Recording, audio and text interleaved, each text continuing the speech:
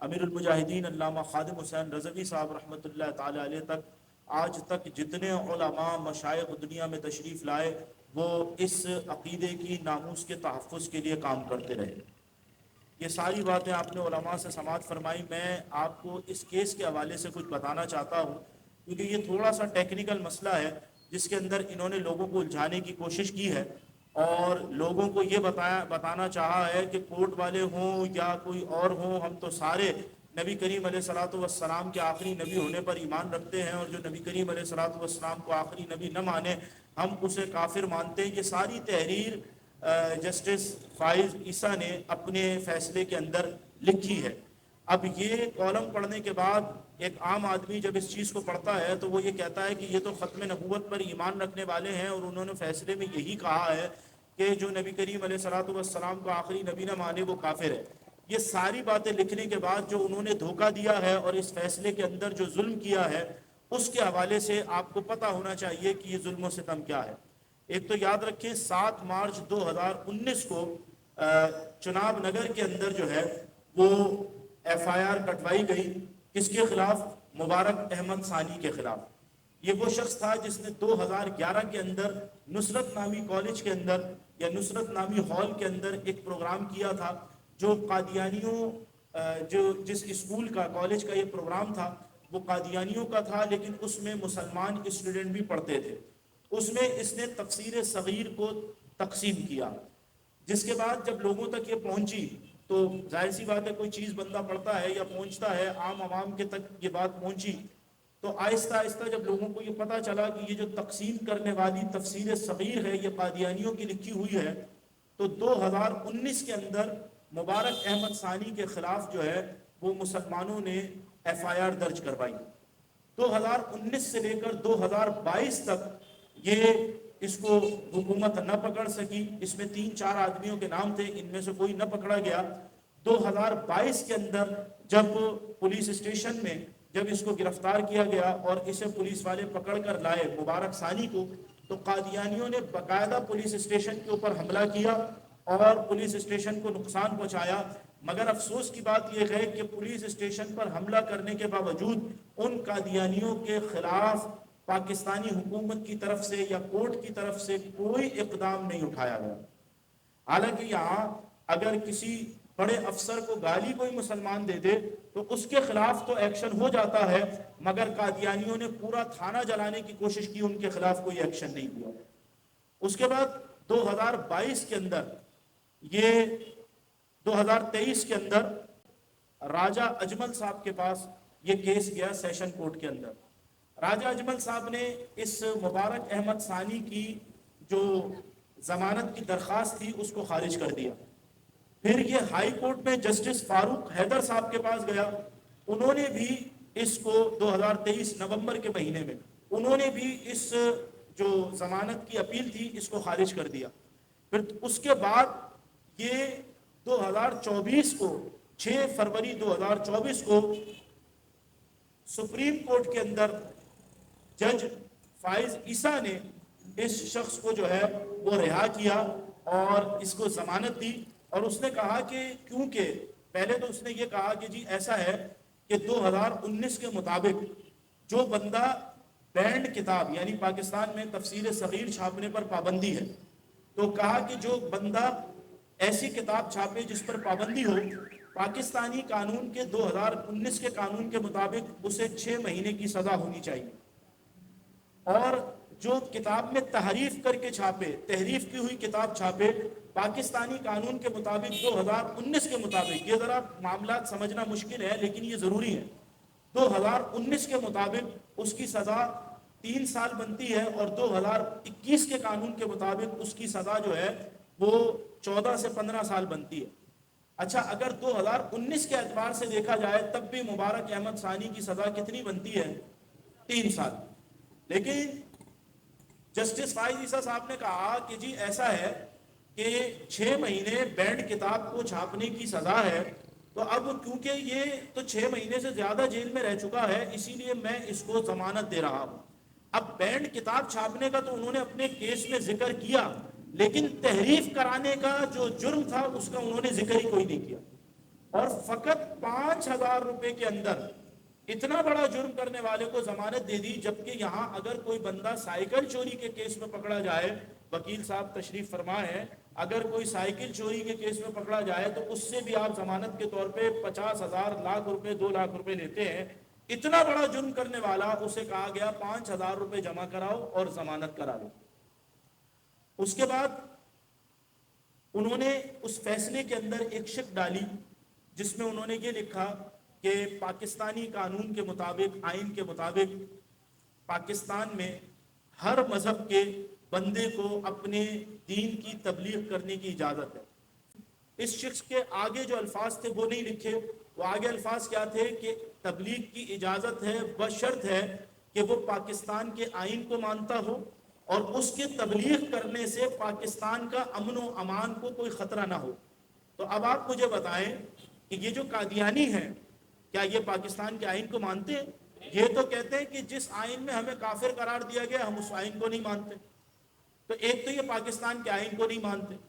دوسری بات، اگر کوئی بندہ کھڑے ہو کر تقریر کرے اور یہ کہے معاذ اللہ کہ میں نبی کریم علیہ الصلوۃ والسلام کو آخری نبی نہیں مانتا، بتاؤ پاکستان میں فساد ہوگا کہ نہیں ہوگا؟ مسلمان برداشت کر سکتے ہیں اس بات کو؟ کسی صورت نہیں کر سکتے۔ علماء نے اسی بات کو اٹھا کر جو ہے وہ علماء 26 فروری کو علماء جو ہے وہ انہوں نے اپیل دائر کی۔ 26 فروری کو پہلی سماعت ہوئی اور پھر اس کے بعد ایک اور سماعت، اور پھر 29 مئی کی سماعت کے اندر الگ الگ مکاتب فکر کے لوگ وہاں گئے اور انہوں نے جج کے سامنے اپنا مدعا رکھا۔ لیکن ظلم و ستم یہ ہے کہ جو باتیں شاید لوگوں تک نہیں پہنچتی، ظلم و ستم یہ ہے کہ اس وقت وہاں قادیانیوں کے وکیل کو بھی سنا گیا، مسلمانوں کی طرف سے مفتی منیب الرحمان صاحب اور دارالعلوم دیوبند کے ایک عالم تھے اور اہل حدیثوں کے ایک عالم تھے، ان کی طرف سے مشترکہ مولانا تقی عثمانی اور اہل حدیثوں کی طرف سے اور مفتی منیب الرحمان صاحب کی طرف سے مشترکہ جو ہے وہ اپنی بات رکھی گئی اور پیش کی گئی کورٹ میں۔ اسی طرح اسلامی نظریاتی کونسل کی طرف سے جو ہے وہ جناب علامہ عمیر صدیقی صاحب کراچی والے، انہوں نے جو ہے وہ اپنی بات رکھی۔ اس کے علاوہ اور 3 ادارے تھے جن لوگوں نے اپنی اپنی طرف سے پٹیشن داخل کی اور اپنی اپنی طرف سے جو اپلیکیشن تھی اور جو اپنے دلائل تھے وہ جمع کرائے۔ ان سب کی بات کو 5 لوگوں کی بات کو سنا گیا، حالانکہ وہاں کئی سو علماء تھے۔ لیکن ظلم یہ ہے کہ ان 5 کے علاوہ کسی اور کو اجازت نہیں دی گئی۔ سب کو کہا کہ جی آپ جتنے علماء آئے ہوئے ہیں کسی بھی مکاتب فکر سے ہیں، آپ ایک کام کریں اپنی اپنی تحریر جمع کرا دیں، ہم پڑھ لیں گے۔ ویسے تو یہ رول نہیں ہے لیکن پھر بھی کیونکہ ختم نبوت کا معاملہ ہے تو ہم آپ کی تحریریں پڑھ لیں گے۔ ان سب کو یہ کہا گیا اور اس کے بعد ایک بندے کو اسپیشلی سننے کے لیے بلایا گیا۔ کون تھا وہ بندہ؟ تھا کس کی طرف سے؟ وہ بندہ تھا غامدی کی طرف سے، جس کے اوپر کورٹ میں باقاعدہ شور مچایا گیا علماء کی طرف سے، مسلمانوں کی طرف سے، کہ بھائی غامدی کے بندے کو بلا کر اس کی بات سننے کی کیا تک بنتی ہے؟ نہ اس کا دین سے کوئی تعلق، نہ اس کا علم سے کوئی تعلق، نہ علماء سے کوئی تعلق، اس کے موقف کو کیوں سنا جا رہا ہے؟ جب وہاں اس بات پر شور مچا تو پھر غامدی کے بندے کو واپس بھیج دیا گیا۔ لیکن یہ فائز عیسیٰ کا غامدی کو بلانا یا اس کے نمائندے کو بلانا، یہ اس طرف اشارہ کرتا ہے کہ ان کی سوچ میں ہی بگڑاؤ ہے اور ان کی سوچ ہی اس چیز کے خلاف تھی۔ آخری بات اس کیس کے حوالے سے، اس کے بعد فیصلہ محفوظ کر لیا گیا اور کہا گیا کہ ہم فیصلہ سنائیں گے۔ 2-3 دن پہلے جو فیصلہ آیا اس کے اندر انہوں نے بڑے واضح الفاظ لکھے ہیں کہ جو نبی کریم علیہ الصلوۃ والسلام کو آخری نبی نہیں مانتا وہ شخص کافر ہے، اور قادیانی کافر ہیں، احمدی کافر ہیں، لاہوری گروپ کافر ہے۔ یہ ساری باتیں جج صاحب نے لکھنے کے بعد اور یہ لکھا کہ جی کیونکہ یہ جو کچھ بھی قادیانی کرتے ہیں ان کو بند کمرے کے اندر یہ سب کچھ کرنے کی اجازت ہے، تو آپ مجھے یہ بتائیں کیا بند کمرے میں جرم کرنا جرم ہوگا کہ نہیں ہوگا؟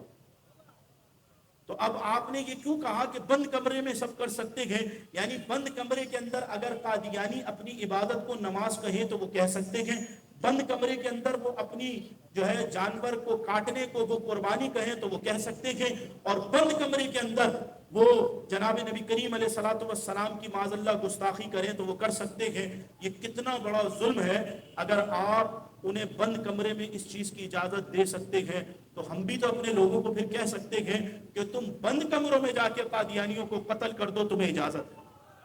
ہم بھی تو یہ کہہ سکتے ہیں، ہم بھی تو یہ کہہ سکتے ہیں۔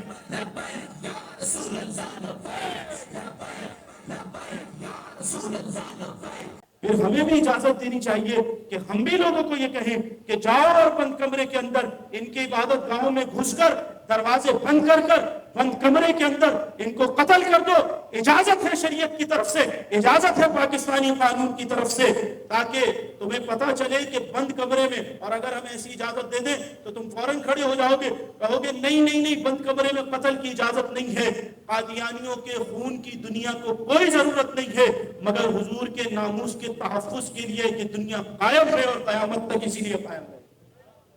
آخری مسلمان جب تک دنیا میں ہوگا قیامت نہیں آئے گی، اس لیے کہ جب تک محمد عربی کے نام لینے والے دنیا میں موجود ہیں قیامت نہیں آ سکتی، صلی اللہ علیہ وسلم۔ اور اس بات کو اپنے ذہن میں رکھیں۔ یہ کل ہمارے ایک دوست نے ہم سے ایک بات کی، وہ بزنس مین آدمی ہے، انہوں نے مجھ سے ایک بات کی، کہا وہ کیس کیا ہوا، سنا ہے کیس کا کوئی فیصلہ آیا۔ جب میں نے انہیں یہ بات بتائی تو وہ بڑا حیرت میں پڑ گئے، اور حیران ہو کر انہوں نے مجھ سے کہا کہ حضرت اتنا معاملہ ہو گیا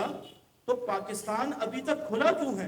اگلے دن ہی پاکستان کے تمام شعبہ جات کو چاہیے تھا کہ وہ اپنی اپنی دکانیں اور اپنی اپنی کمپنیز بند کر دیں اور کہیں کہ جب تک نہیں کھولیں گے جب تک کہ یہ فیصلہ واپس نہیں لیا۔ یہ ان کا ایمانی جذبہ تھا، اور بات حقیقت ہے۔ ابھی جیسے ہمارے امجد بھائی نے گفتگو کی، آپ یقین کریں میں یہی بات سوچ رہا تھا، علامہ سید مظفر حسین شاہ صاحب فرماتے ہیں نا کہ جن لوگوں نے، جس طرح علامہ شاہ احمد نورانی صدیقی رحمۃ اللہ تعالی علیہ اور عبدالستار خان نیازی صاحب، مولانا محمد علی رضوی صاحب، ان بزرگوں نے محنت کر کے جس طرح پاکستان میں ختم نبوت کا قانون بنایا، جس طرح ان لوگوں نے محنت کی ہے اور یہ وہاں پہنچے ہیں اور قانون بنایا ہے، تو جتنا اللہ جل وعلا کا جو ان پر کرم ہوا ہے، جو اس کا انہیں اجر و ثواب ملا ہے، اس میں ان لوگوں کا بھی بھرپور حصہ ہے کہ جو تاجر تھے اور وہ اپنی دکانوں سے، اپنے مال سے، اپنے کام سے، اپنے وقت سے ان علماء کو سپورٹ کر کر کے اسمبلیوں میں لے کر، یہ سب اس کے اندر ثواب کے مستحق ٹھہرے، اور یہ سب ناموس رسالت کے مجاہد تھے، وہ تمام تاجر جنہوں نے اپنی زندگیاں، اپنے کاروبار نبی کریم علیہ الصلوۃ والسلام پر قربان کی۔ تحریک لبیک پاکستان، تحریک لبیک یا رسول اللہ پاکستان، حضور غوث اعظم دستگیر رضی اللہ تعالی عنہ کے فیضان سے اللہ کا فضل ہے کہ ہم سب میدان میں موجود ہیں، اور میدان میں ہیں صرف کس لیے؟ ختم نبوت کے مسئلے کے لیے، ناموس رسالت کے لیے، شریعت کے نظام کے لیے، دین کے لیے، اسلام کے لیے، اس لیے کہ یہ جب اسلام کا نظام آئے گا، شریعت کی بات ہوگی، تو پھر نہ کوئی قادیانی سر اٹھا سکے گا اور نہ کوئی قادیانیوں کا چیلا سر اٹھا سکے گا، نہ ان کا چاہنے والا سر اٹھا سکے گا۔ بڑی اچھی بات کی امام محمد رضا خان فورم کے نام سے کراچی میں ایک تنظیم ہے، اسی طرح اس کا نام ہے، حضرت کو بہتر پتہ ہوگا،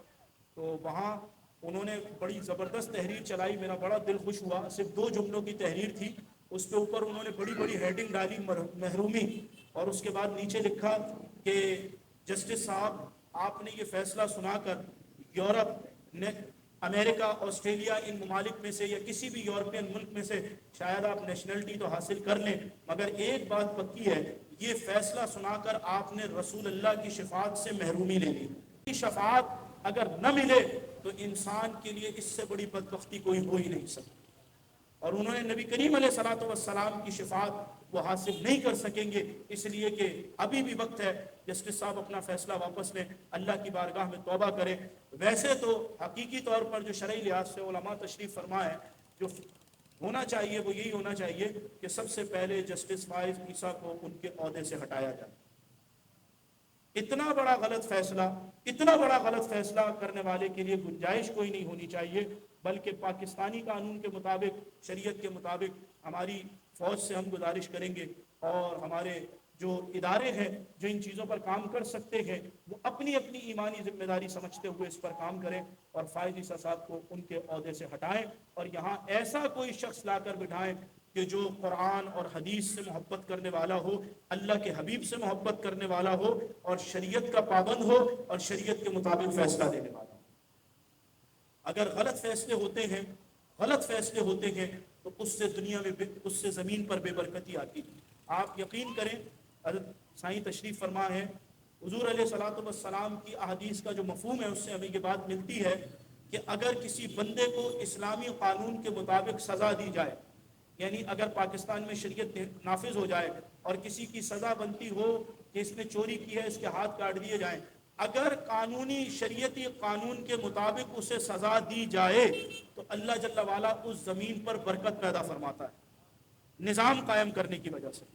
کسی ظالم کو سزا دینے سے اللہ زمین میں برکت پیدا کرتا ہے، تو پھر کسی کے ساتھ ظلم کرنے پر کتنی بے برکتی پیدا ہوتی ہے۔ اور اتنا بڑا ظلم کہ نبی کریم علیہ الصلوۃ والسلام کی ناموس کے ساتھ شرارت، ختم نبوت کے عقیدے کے ساتھ شرارت، اور اس فیصلے کے ساتھ جو ہمارے بزرگوں نے آئین میں بنایا، اور حضرت امام علی مقام امام حسین رضی اللہ تعالیٰ عنہ کی جو اس شخص نے گستاخیاں کی، سیدہ زہرا پاک کی گستاخیاں کی، نبی کریم علیہ الصلوۃ والسلام کی گستاخیاں کی، اللہ جل وعلا کی گستاخی کی۔ اب وہ کہتا ہے کہ جی بند کمرے میں کچھ بھی کریں، یعنی اگر وہ بند کمرے کے اندر یہ کہیں ما کان محمد ابا احد من رجالکم ولکن رسول اللہ وخاتم النبیین صلی اللہ علیہ وسلم، اس سے مراد یہ ہے کہ ما کانا محمد سے مراد معاذ اللہ یہ ہے کہ یہاں محمد سے مراد غلام مرزا احمد قادیانی ہے معاذ اللہ۔ آپ بتائیں اگر کوئی شخص یہ بات کہے تو کسی طریقے سے بھی یہ برداشت کی جا سکتی ہے کہ نہیں کی جا سکتی؟ کتنا بڑا ظلم ہے، کتنا بڑا ظلم ہے کہ اتنی بڑی حضور علیہ الصلوۃ والسلام کی گستاخی۔ اور پھر جو جسٹس صاحب نے بات لکھی یہ کر کے گفتگو ختم، کہ جسٹس صاحب کہتے ہیں کہ کیونکہ 2011 کے اندر کتاب میں تحریف کا اور بینڈ کتاب کو چھاپنے کے حوالے سے کوئی قانون نہیں تھا،